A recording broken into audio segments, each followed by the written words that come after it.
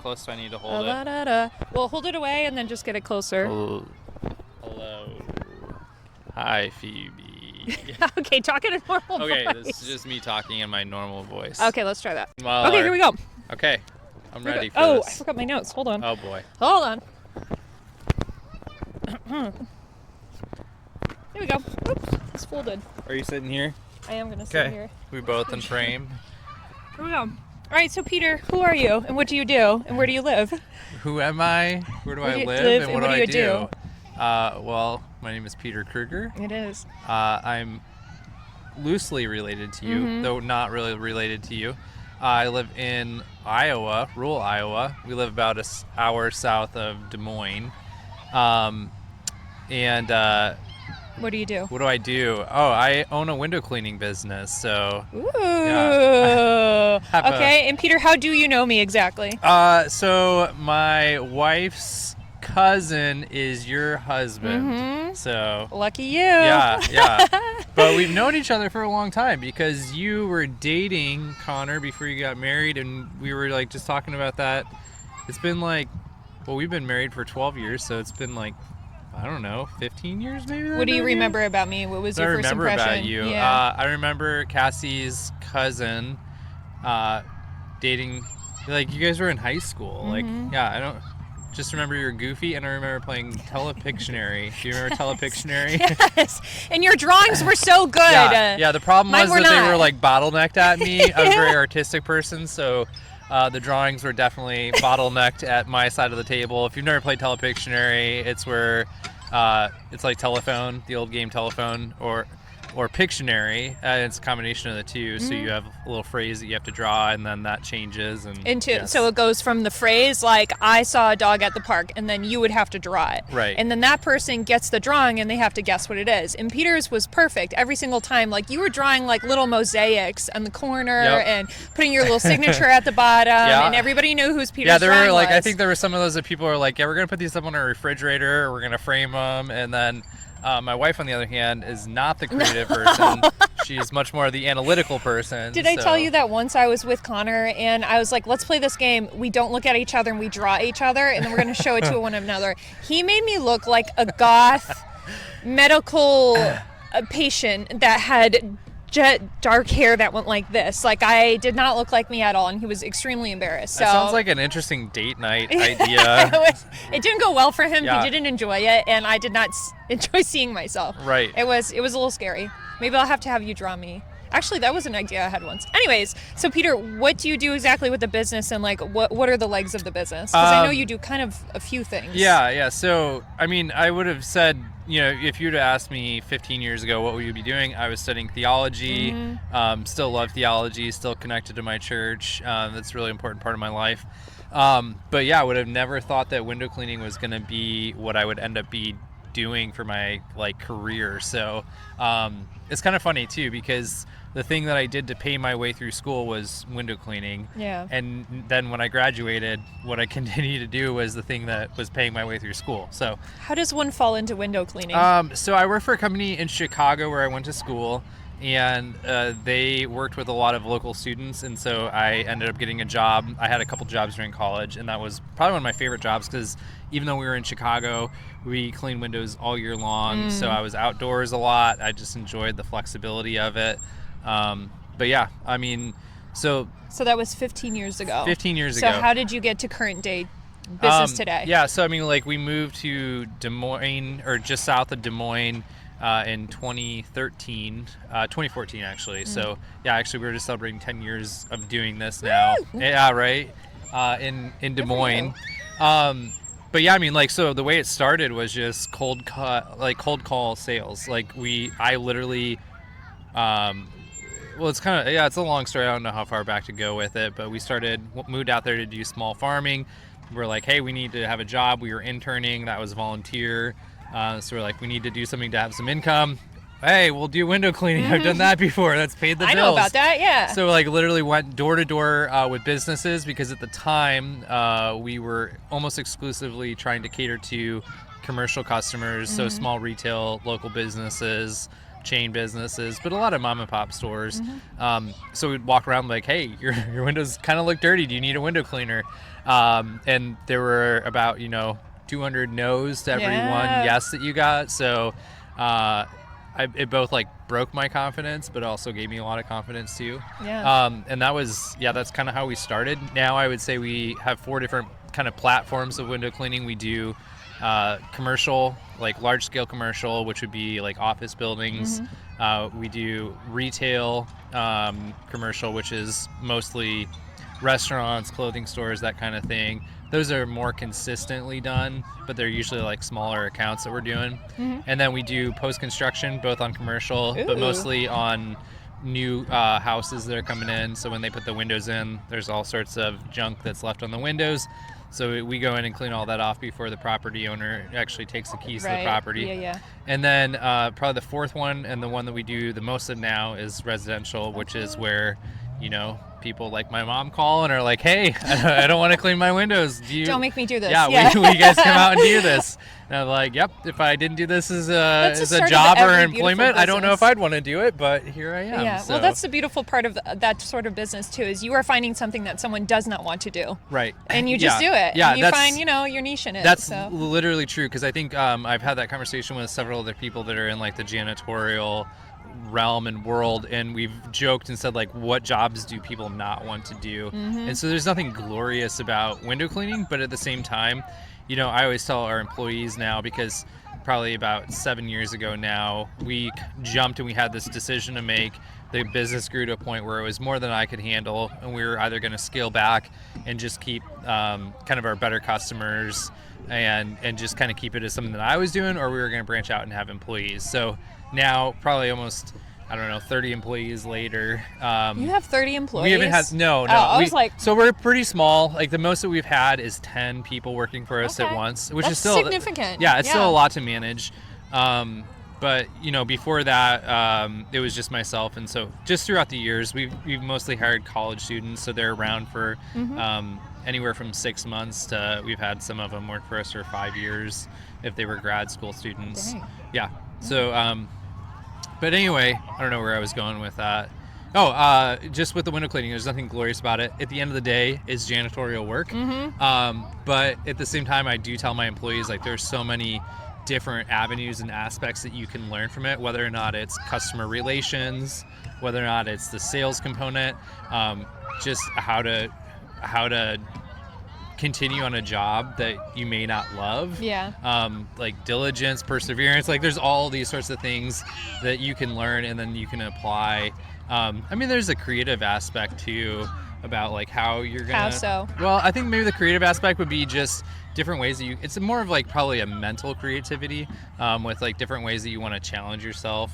Would you say that's like your favorite part of it? Like how do you, because the thing is it's really hard to do a business like that and continue to do it for so long if it's something you absolutely like despise to do. Right. So what do you find that's enjoyable about it for you? So that's another part too. When we turned from doing it, I was that typical small business owner, which one of the things I say as small business owner is that you are going to be tempted to move out of your comfort zone. And that can be both good and bad. But a lot of times what we end up doing is we want to try to broaden what we do. And actually what I was forced to do is to say, okay, rather than be an exterior cleaning company, which a lot of people in my field do, where they broaden out, we actually decided we were going to condense, because I was kind of getting to the point where I'd be cleaning out people's gutters and then they'd be like, hey, can you reseal my windows? And I was like, well, I have some history doing construction stuff, so I guess I can do that. And they're like, hey, would you give me a quote to put in, new siding? I think that's kind of where you were last time we had talked to you, because it was a little while ago. So anyway, so you decided that you wanted to condense down because... So what we decided to do is like, we were just going to be more focused and just be a window cleaning company. And so what that allowed us to do is like, at one point I had gotten in doing window displays, because we're in these like small boutique businesses, and they're like, hey, you're really creative, like, can you make me something awesome out of wood to put in here? I love working with wood. And I was like, yeah, sure. And so I would do that, and then I would give them the product or whatever, and they're like, oh, that's not really what I was thinking, or like, oh wow, that costs a lot. I was like, I had so many hours in that. So what we decided was like, if we scaled back and just focused on the windows almost exclusively.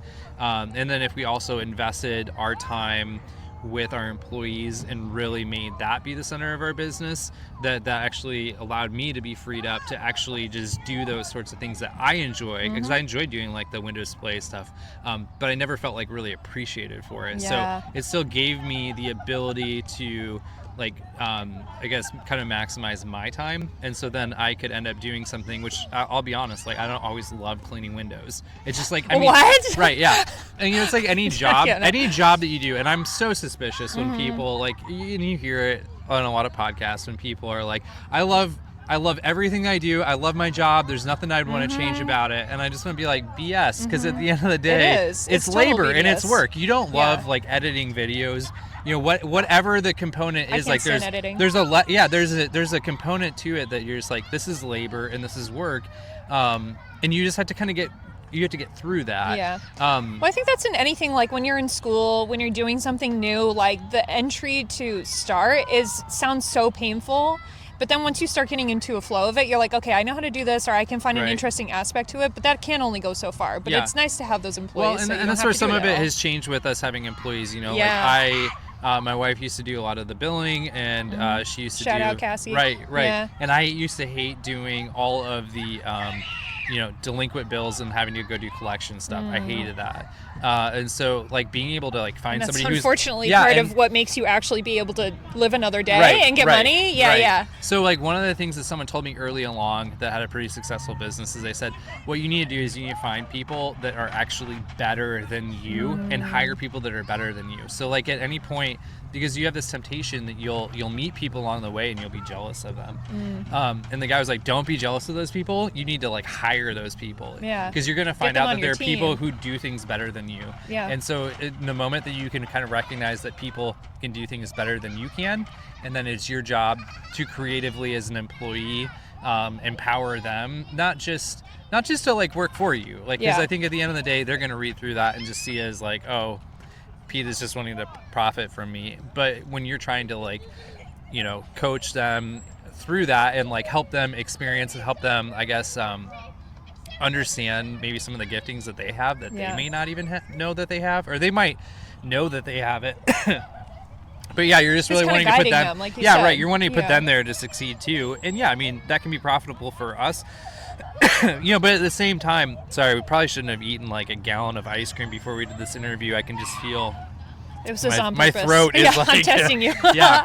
Need some water. Need water. Good. But no, I mean, like so much of it is just, you realize like now that there's just been so many shifts as a small business owner to where it's not me just doing the work, not me just grueling through things that I don't enjoy, but it's like, okay, how do I maximize other people and use other people, but how do I not just like use them and abuse them? How do I empower them? Would you say then because it sounds like obviously you started as a one-man team, and now you're in a place where you're really like trying, like you said, to teach and guide. So what is your role now in your business? Yeah, I mean, that's a good question.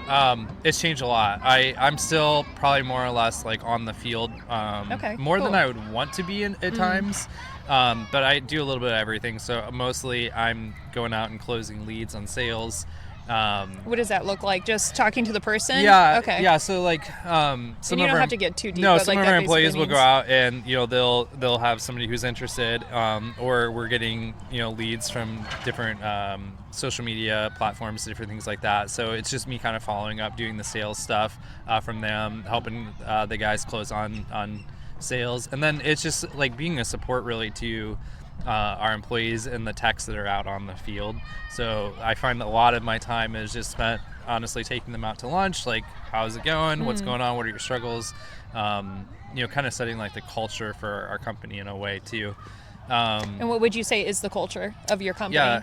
I mean, laid back. Like, I've never been like super aggressive with business. I've always kind of wanted to take it, not outrun my headlights with it. So we've never been super aggressive with most anything that we do. That being said, like, just because we're not aggressive, relatable. Yeah, right. Yeah. But just because we're not aggressive doesn't mean that we're like lazy. So I do have like high standards and expectations from the guys, and I make sure that they know that.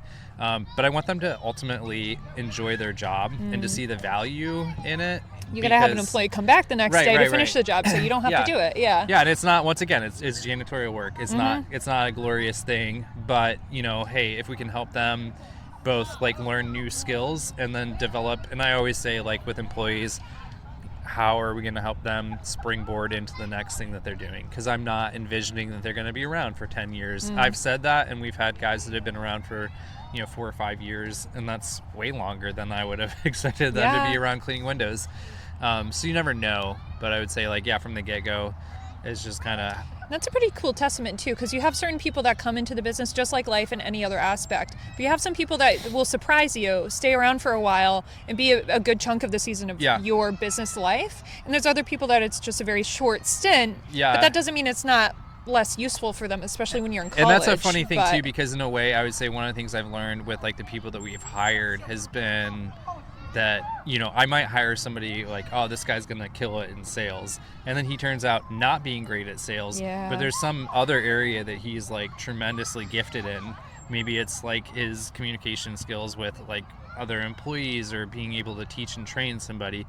But it's there have been multiple times, and I think in a way you can hire and you can like have expectations and goals that you're trying to achieve with your employees, but it's almost like after you hire them, because mostly I'm just hiring for character. Like I'm like, hey, I believe in you because of like how you presented yourself and the character that you have as a worker. And then it's just interesting as you get to know them, you start to see like, actually they may be like way better at this component than what I originally even hired them for. And so like as a business owner, I think you have to be willing to like flex and change with some of that too. What an exciting part, because it really is any job, unless you're doing it by yourself and working with inanimate objects, it is all about the people that you know and how you treat them. So that is really interesting. Because it's like, it sounds like what you're doing is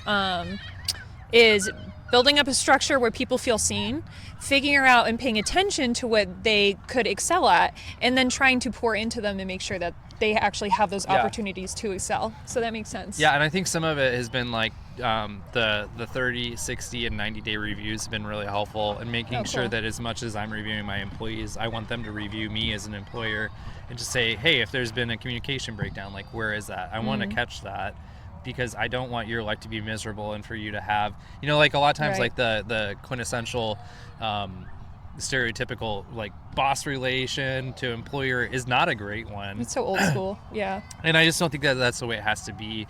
Like I want my employees just to know pretty clearly, and that's like baked into what we do. We've always said that we want to be transparent, and so if I want to know them, they honestly have to know me too, and that is a little scary as a business owner. And showing your flaws too is a big thing, because a lot of people can be, I don't know, it's just relatable. Like you think it will make you seem weaker, but it won't. People want to know what's going on. I mean, it's a challenge at times, because like there's like limitations that you are like, okay, well, you don't necessarily need to know this side of our business, but then there's another side where it's like, I mean, I'm not perfect. I have flaws. There are holes and there are gaps in what we're doing here, and we're still trying to. What do you mean, a growing opportunity? Is that what you're talking about? Okay, well, I have 3 more questions for you. One, what would be any advice you have for someone that's starting out a business or struggling in the business currently? Actually, I would just say like do less, not more. Meaning like figure out how to consolidate and to be more like specific. Specific. I think with your market. So like in your case, like what kind of photographer are you? I know I laid out that we do 4 different forms of window cleaning, but it's still all within window cleaning. So I think the moment that you start like realizing like, oh, but maybe there's more money to be made as a wedding coordinator or something like that, and you start taking on like, sure, I can take on this job as a wedding coordinator over here, or like, whatever that like and more so like, you need me to take care of your cat? Okay, I can do that. I will not be doing that. But in some ways, it's like when you start to like think that you can expand and do more, and you realize it's really outside of like the skill set of what you were wanting to do and accomplish. And at times that may be like a financial setback in a way, because you might look and see like that another avenue has a really good like income stream. And maybe that is to a point where you're saying like, okay, well, we just need to change from what I originally started and go towards that, which I've definitely seen that. I've thought about that myself. But at the end of the day, I would say it's just focusing more. Did that scare you, changing into doing more specificity in what you do? Yeah, I mean, I think it did, because like window cleaning on one hand, like there's good, like it's a skilled labor in a way. It's a skilled janitorial, so not everyone can just come in and do it. But some of these companies now, and I'll be honest, like some of them are these exterior companies, and it's all like trendy. Yeah. Right now they're really big Isn't into that funny? Christmas lighting, Yeah. and it's like, oh great, I wonder if you're going to be in business hanging Christmas lights in 5 years. Probably not. Is this so funny? Right. Yeah. And then for in our area, there's a lot of soft washing and power washing companies, and those guys are coming in and they are probably charging 3-4 times as much for window cleaning as I am, and they're charging, they're making way more than that as a soft wash company. But now I've kind of watched a lot of those companies, like they come and go. Like they maybe got their dollar and that market kind of dried up, but they didn't necessarily have like the long-term base that they were looking for. Right. So, yeah. Which is important, especially if you have a family and you want steady income to continue to come in. Yeah, I mean, there's just be patient. Maybe that's another, I don't know what advice. that's like. Yeah. I mean, I'm kidding. Yeah, I didn't. Life is really patient. I didn't get here overnight, and at the same time, things could shift and change, and I may not be here overnight. But well, that's something that's really frustrating to me too. When in the zeitgeist of podcasts with businesses, is there's so many people that had an overnight success, or they just ended up blowing up for some reason, and people want to talk to those people because it's fascinating and it just sounds so hopeful. But there's so much more business that's there that did not happen overnight. It took 10 years, it took 20 years, and you failed in a million ways. So back to some of these other businesses, like a lot of them have bought their leads off of Angie's List, or they'll buy leads from Google or Facebook or whatever, or they'll get more revenue that's driven specifically from marketing. But like we have we didn't do any paid marketing until 2 years ago. So like everything that we had was word of mouth, or like me or somebody else having to go out and like meet that person.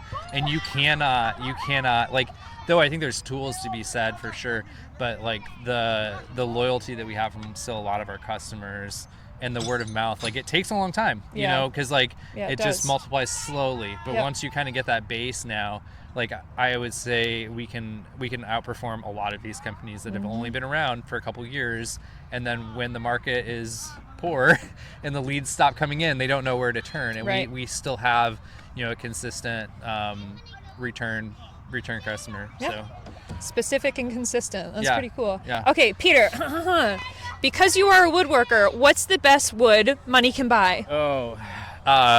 Money can buy, the best wood to you that you would get at a store. Okay, if you well, went to a specific, Quartersawn white oak would absolutely be my White favorite. Oak. Yeah. What do you like about white oak? See, but here's the thing: people think oak, and they think like maybe their mom's 1990s like boring oak. Not all oak is created equally. It's not your mom's it's not your mom's 90s oak. Yeah, so. It's white. I'm gonna put that down somewhere. I'll stick with that. Okay, and the other last question I have for you is, what is a song you believe that someone or everybody should listen to before they die? Man. Who's ever listening? Whoever's you said you didn't listening? want to be fed questions, so this is the one I was going to give you, and you said no. So tell me. Well, on the spot. I mean, I'm probably I didn't really grow up in the country music. My wife would probably say maybe George Strait, but I'm gonna go with Johnny Cash. So any specific song, or just Johnny Cash? I don't know, some of his last labels before he died. Well, yeah, no, those are, you got the classics. Yeah. Some of his covers, and no, I just have "I Walk the Line" stuck in my head, so I can't think of any off the top of my head here. But I think his last album was "Hurt," and it was just. I don't know. I really appreciate that one because it's from a recovering. I don't know how recovered he was even when he passed away. Alcoholism. I think it was like alcohol and drugs, but it was just like double whammy. Yeah, it was kind of this like raw album, where it kind of at the end of his life and had a little bit of come to Jesus moment maybe. And, I didn't even know about this. So, well, I've learned something new today, Peter. Yeah. Wow. So, anyway. Well, thanks for talking to me, Peter. Peter, tell them where you can find you in Des Moines, Iowa. PeacePainsWindowCleaning.com. Yeah, we service all of the Des Moines metro with window cleaning. I just said we do some soft washing, but for the most part, we were really just a window cleaning company, commercial, residential, post-construction. What's the name one more time? Pete's Pains Window Cleaning. Pete's Pains Window Cleaning. Cleaning. Yes, pains with, we're trying to think of a witty name. And my wife actually helped come up with this one. Of course she did. Shout out Cassie a second time. Right. Yeah. Right. Yeah. All right. The Cheers to definite her. brains behind the business. So. Well, good for her. Okay, it's time to go on a walk. All right, Let's go on a sounds walk. good. All right, thanks, Peter.